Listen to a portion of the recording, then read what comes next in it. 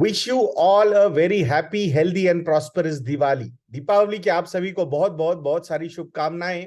और दिवाली के साथ डिस्काउंट कूपन कोड भी एक्टिव है, highest ever discount coupon code off 65%।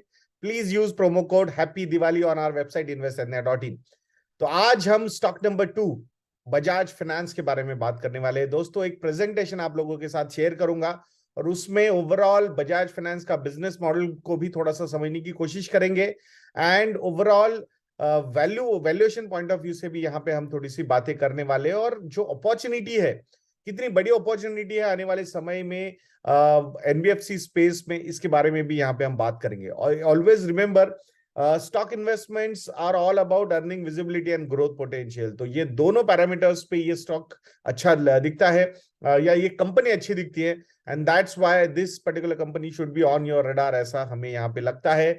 Recent past में स्पेसिफिकली एचडीएफसी बैंक हो, कोटक बैंक हो, बजाज फाइनेंस हो, एक स्टैग्नेंसी या फिर under performance compare to the benchmarks हमने देखा है, and that's why a lot of people are disappointed with these companies. but overall जब आप लॉन्ग टर्म इन्वेस्टमेंट की बात करते हो तो ऐसे consolidation के phases is a part of that particular journey, and if you want to be a long term investor, then you need to be ready with these kind of consolidation phases also. तो आइए presentation के साथ इस video की शुरुआत में यहाँ पे करने वाला हूँ। सो बजाज फाइनेंस के बारे में यहाँ पे हम बात करेंगे। So this series is like Gaurav is also doing that top stocks for next 10 दिवालीज, जिसमें बजाज फाइनेंस को आपने कंसिडर करना चाहिए। Objective behind this top stock for next 10 Diwalis is like building a long-term investment thought process in your mind. That is the major objective. अब business model के बारे में बात करेंगे। सो ओवरऑल जो ट्रेडिशनल बिजनेस अप्रोचेस होते हैं, पहले प्रोडक्ट्स डेवलप किए जाते हैं, प्रोसेसेस डेवलप की जाती है और उसके बाद कस्टमर एक्विजिशन होता है। यहाँ पे जो है कस्टमर एक्वायर किए जाते हैं और उसके हिसाब से प्रोडक्ट्स एंड प्रोसेसेस यहाँ डेवलप होते हैं। सो कस्टमर्स को क्या चाहिए, व्हाट डू कस्टमर्स वांट, उसके हिसाब से प्रोडक्ट डेवलप करना, वाइड प्रोडक्ट पोर्टफोलियो उसके साथ उन्होंने डेवलप किया हुआ है। कस्टमर एंगेजमेंट एंड रिटेंशन पे बहुत ज्यादा फोकस है और उसके थ्रू क्रॉस सेल वो होता है। So acquire and cross sell, this is the approach. अभी आप बोलोगे यार इतना ज्यादा परेशानी होती है बजाज फाइनेंस के कॉल्स जो आते हैं लोन्स वगैरह के लिए, and that is a real problem. So believe me, I think a lot of people get irritated because of that. I am also one of that particular person. But ये जो approach है, जो मतलब बार बार use किया जा रहा है, there could be a reason why they are using this, because it is successful and that's why. तो ये समझना भी यहाँ पे बहुत ज्यादा जरूरी है। अगर ये नहीं चलता अप्रोच तो ये अप्रोच वो फॉलो ही नहीं करते। तो कहीं ना कहीं कस्टमर एक्विजिशन के लिए ये अप्रोच बहुत ज्यादा यूज हो रहा है।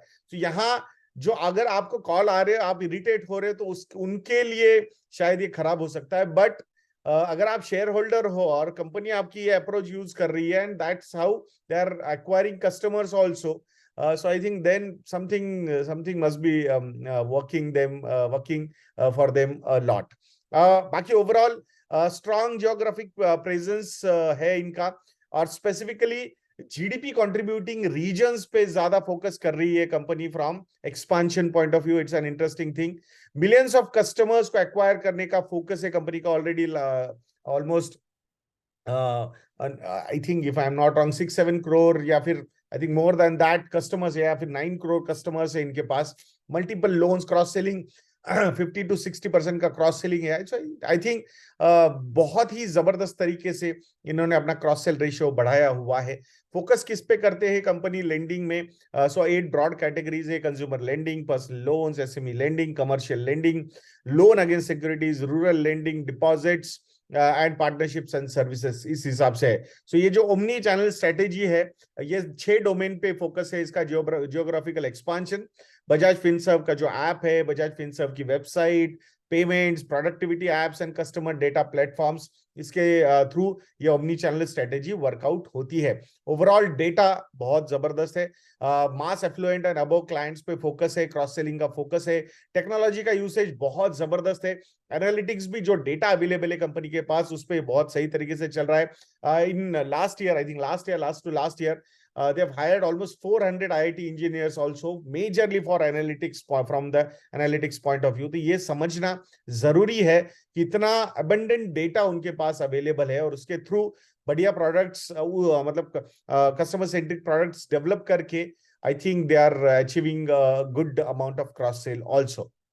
सो ओवरऑल मार्केट शेयर की बात अगर हम करते हैं बजाज फाइनेंस के, सो टोटल क्रेडिट जो लोन्स है इंडिया में, उसका 1.7% का जो कंट्रीब्यूशन है वो बजाज फाइनेंस का है। रिटेल लोन्स में अगर हम बात करते हैं तो 2.62% का मार्केट शेयर बजाज फाइनेंस का है। कंज्यूमर ड्यूरेबल लोन्स में ऑल ओवर इंडिया 55% का मार्केट शेयर जो है वो बजाज फाइनेंस का है। This is simply phenomenal. In a way उन्होंने ये नई कैटेगरी ही डेवलप की है टू एक्वायर कस्टमर्स। ये जो फास्ट लोन्स है या फिर जो कार्ड बेस्ड जो लोन्स इमीडिएटली 1 मिनट 1.5 मिनट में लोन मिलता है, सो आई थिंक ये इसमें आई थिंक पायोनियर है, no doubt about that. Unsecured and personal loans में ओवरऑल 7.2% का मार्केट शेयर है एंड 45% अमंग एनबीएफसीज। मतलब एनबीएफसीज में जो अनसेक्योर्ड एंड पर्सनल लोन्स की लेंडिंग होती है उसमें 45% लोन्स जो है वो बजाज फाइनेंस देता है। Unsecured SME lending, SME segment में भी अराउंड 23-24% का इनका मार्केट शेयर है। तो आई थिंक डेफिनेटली काफी स्ट्रॉन्ग मार्केट शेयर्स है। और जब विजन की बात हम करेंगे आगे जाके तो वहां पे भी थोड़ा और फोकस करेंगे। तो हेडविंड टेलविंड्स क्या है?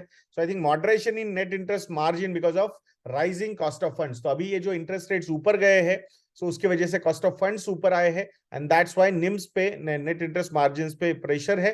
But I think this is the part and parcel of these NBFC या फिर इंटरेस्ट रेट साइकिल्स। तो उसमें I think everybody is in a way risk associated with such kind of events is there. So it's I think ये चलता रहेगा, मतलब ये cycles ऊपर नीचे के चलते रहेंगे।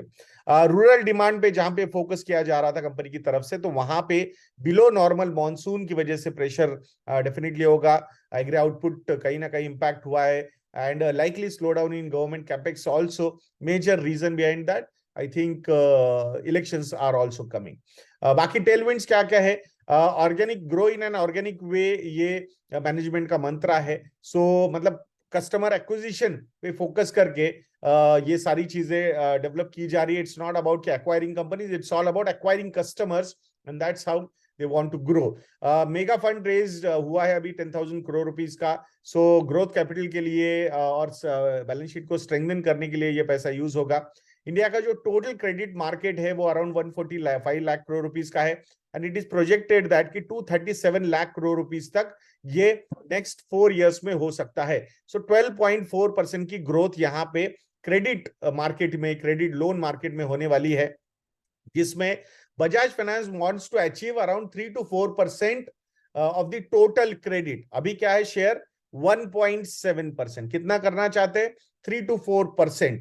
हो सकता है 4 साल में हो, 5 साल में हो, 6 साल में हो। सो आप समझ रहे हो यहाँ पे कि एक नॉर्मल ग्रोथ का एक्सपेक्टेशन, क्रेडिट ग्रोथ का एक्सपेक्टेशन 12.4% का है। This is across segment. यहाँ पे performers, top performers, under performers सबका मिला के एवरेज, पीएसयू, पब्लिक, प्राइवेट, सब बैंक्स वगैरह सब मिला के, सो वहां पे 12.4% की ग्रोथ एक्सपेक्टेड है। और यहाँ बजाज फाइनेंस चाहता है कि टोटल मार्केट जो होगा, credit market 237 lakh crore rupees का, उसमें से 3 to 4% उनके पास चाहिए। So obviously the growth numbers would be almost, मुझे लगता है कि डबल ग्रोथ के नंबर्स हो सकते हैं कंपेयर टू 12.4% जो इंडस्ट्री का एक्सपेक्टेशन है लोन मार्केट का।